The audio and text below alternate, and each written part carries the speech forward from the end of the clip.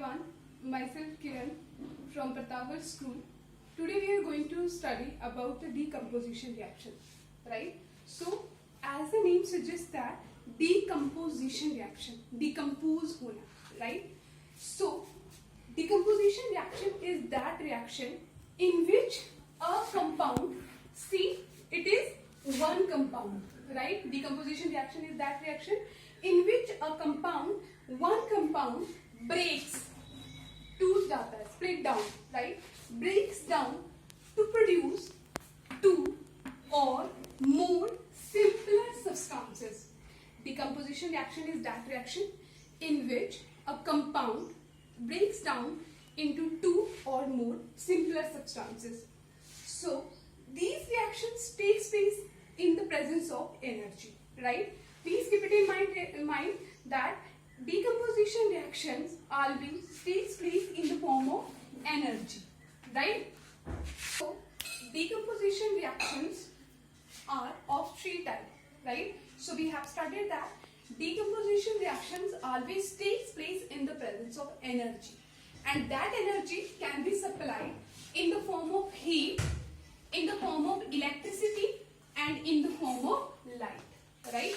So when energy is supplied in the form of heat, these reactions are called thermal decomposition, right?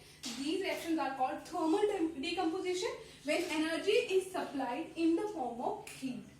And when energy is supplied in the form of electricity, these are called electrolytical decomposition, right? Electrolytic decomposition.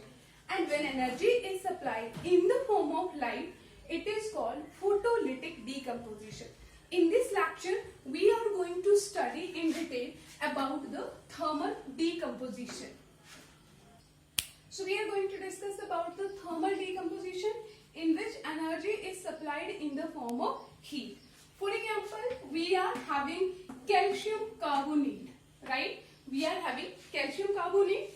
It is in the form of solid, and when it is heated, this triangle means is heating. When this is heated, it is converted into calcium oxide and plus carbon dioxide gas is liberated, right? So we have seen that here a single compound breaks down into two simpler substances in the presence of energy, right? So here is the second example. For example, we are having the crystals of ferrous sulfate, right? We are having the crystals of ferrous sulfate, and we know that they are green in color, right? So when crystals of ferrous sulfate are heated, right, again triangle means heated, right, they will become FeSO4 plus 7 water molecule, they are evaporated, right? So crystals of ferrous sulfate, when heated, ferrous sulfate remain as, and 7 water molecule gets evaporated and color disappears. And when these ferrous sulfate are further strongly heated, when this is heated again strongly, right, it will become Fe2O3 ferric oxide plus sulfur dioxide plus sulfur trioxide, right? So in this way the gases are released. Here I have drawn upward arrow.